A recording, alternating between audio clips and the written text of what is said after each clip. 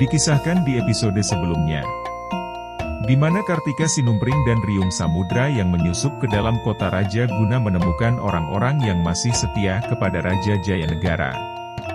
Atas perintah Mahapati Aryatada, mereka diminta menuju ke sebuah rumah di mana terdapat 3 bambu tertanam di pelataran rumah tersebut. Setelah beberapa lama membuat teror terhadap pasukan kota raja yang dalam kekuasaan pasukan Rakuti, akhirnya mereka berdua menemukan rumah yang dimaksud oleh Aryatada. Sebelum masuk, mereka berdua mengamati rumah tersebut dengan seksama dari kejauhan. Namun betapa terkejutnya mereka ketika mendapat serangan dari seorang yang belum mereka ketahui. Pertarungan 2 lawan 1 itu nampak seimbang. Namun seketika itu hal itu berhenti setelah Kartika Sinumpring mengucapkan sebuah kalimat yang bermakna sandi. Bagaskara Manjir Kawurian. Seketika itu juga laki-laki itu menghentikan serangannya dan bertanya kepada Kartika Sinumpring dan Riung Samudra siapa mereka dan apa tujuan mereka datang kemari. Kemudian setelah keduanya menjelaskan bahwa mereka di sini atas utusan Aryatada, maka orang itu meminta maaf atas serangan sebelumnya, serta meminta keduanya masuk ke dalam rumah. Setibanya di rumah itu, ternyata terdapat sebuah lorong rahasia bawah tanah.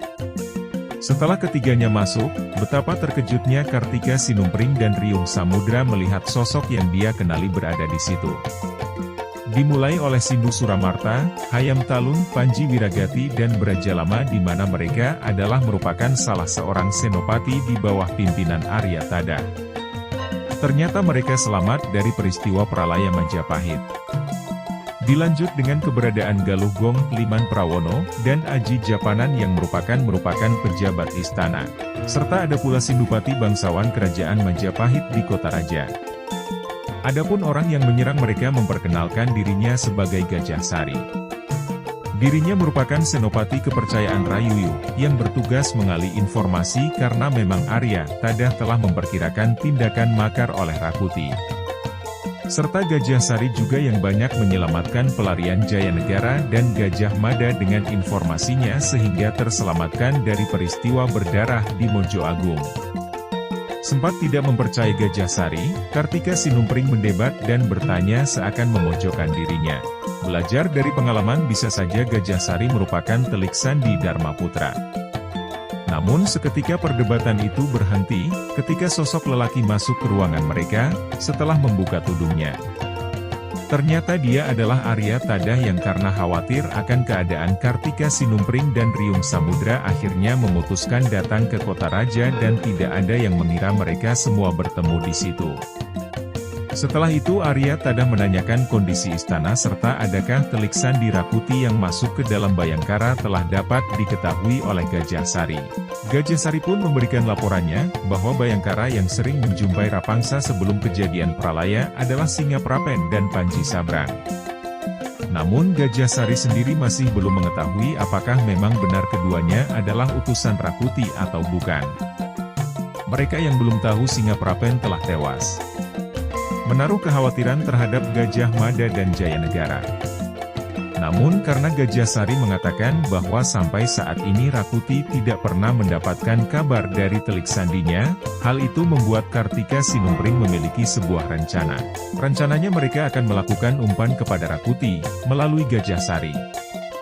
Seolah Gajah Sari mendapatkan berita bahwa saat ini Raja Jayanegara berada di daerah Purwahantara. Maka dengan restu Aryatada dimintanya Gajah Sari pergi guna menjalankan sesuai rencana Kartika Sinumpring. Kemudian Kartika Sinumpring melanjutkan membagi regu yang tersisa menjadi 2, sebagian untuk mengawasi bangsal Kepatihan. Sementara sisanya akan menuju bangsal pasukan Jalapati dan Jalargana guna membakarnya.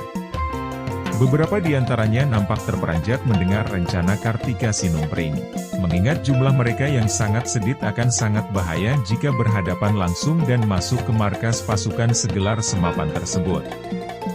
Namun Kartika Sinumpring yang memang telah memantau kondisi bersama Riung Samudra, mengatakan bahwa saat ini kedua satuan hebat itu telah dimabukkan oleh Rakuti. Demi menjaga kesetiaan kedua pasukan itu, Rakuti selalu mengirimkan minuman keras, wanita dan makanan yang berlimpah. Tujuannya ialah menghilangkan kewarasan kesatuan tersebut agar tidak melakukan pemberontakan terhadap Rakuti. Di mana dengan memberikan hiburan dan kegembiraan terhadap pasukan itu, Rakuti berharap upayanya dalam menguasai singgasana yang belum sepenuhnya berhasil tidak mendapatkan gangguan dari kedua pasukan kerajaan Majapahit itu yang sempat berbalik melawan ketika pertempuran Malampralaya Majapahit terjadi. Menurut Kartika Sinumpring saat ini kedua bangsal pasukan tersebut tidak ubahnya hanya sebuah tempat hiburan, di mana kewaspadaan prajuritnya tidak lagi sekuat dulu. Arya Tadah memberikan restunya kepada Kartika Sinumpring untuk menjalankan rencananya setelah mendengar penjelasan tersebut. Adapun di Istana Rakuti, Rakuti yang masih belum mendapatkan berita keberadaan Jayanegara dan para Sekar Kedaton sedang meluapkan amarahnya kepada Winesuha lainnya. Dalam hati Rayuyu yang memang mendapatkan dampratan keras dari Rakuti, seperti mendidih darahnya, ketika keberhasilan Rakuti mendapatkan istana merupakan juga upaya mereka bersama. Namun setelah berkuasa seakan-akan menjadikannya gedibal kakinya, yang dengan semena-mena dalam bersikap dan berperilaku kasar kepada sesama teman seperjuangan. Rakuti makin dibuat pusing dan sangat terkejut ketika mendapat berita bahwa Kudamerta dan Cakradara yang merupakan orang yang dicintai Sekar Kedaton Tribuana dan Dyah meninggalkan peperang dengan beberapa ratus prajurit. Hal itu tentu karena keduanya khawatir terhadap belahan hati dan Raja Jayanegara, sehingga meminta izin terhadap Lembu Anabrangguna kembali ke kota raja meninggalkan medan tempur di Bali. Yang ditakutkan oleh Rakuti bukanlah jumlah dari pasukan yang dibawa oleh Kudamerta dan Cakradara, tetapi lebih khawatir jika banyak di antara pendukungnya yang membelot dan ikut bergabung dengan pihak Jayanegara. Rakuti yang begitu buntu memikirkan segalanya, meminta Rawadeng untuk merayu Ratanca, Gunasudi untuk hadir dalam pertemuan dan memberikan mereka nasihat akan tindakan yang harus dilakukan. Ratanca memang sedang bersitegang dengan Rakuti, akibat perlakuan Rakuti setelah menjadi penguasa dan berhasil menggulingkan Jayanegara. Di mana kekejian Rakuti dalam memerintah membuat Ratanca menyesal telah membantunya guna melakukan pemberontakan. Terlebih setelah tindakan pembantaian Rakuti terhadap rakyat yang tidak bersenjata dan melakukan baris PT guna sekedar meminta keadilan atas apa yang telah diperbuat Rapangsa, seperti memperkosa dan merampok rumah-rumah penduduk. Setelah kejadian itu Rapanca nampak tidak lagi terlalu memikirkan upaya dalam membantu Rakuti. Di mana Ratanca memang merupakan penasehat utama dalam kepemimpinan Rakuti di kubu Dharmaputra.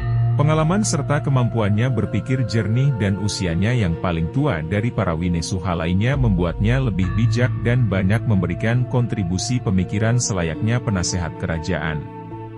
Tidak berselang lama datanglah Gajahsari yang mengabarkan kepada junjungannya yakni Rayuyu, tentang kabar dari telik sandi mereka.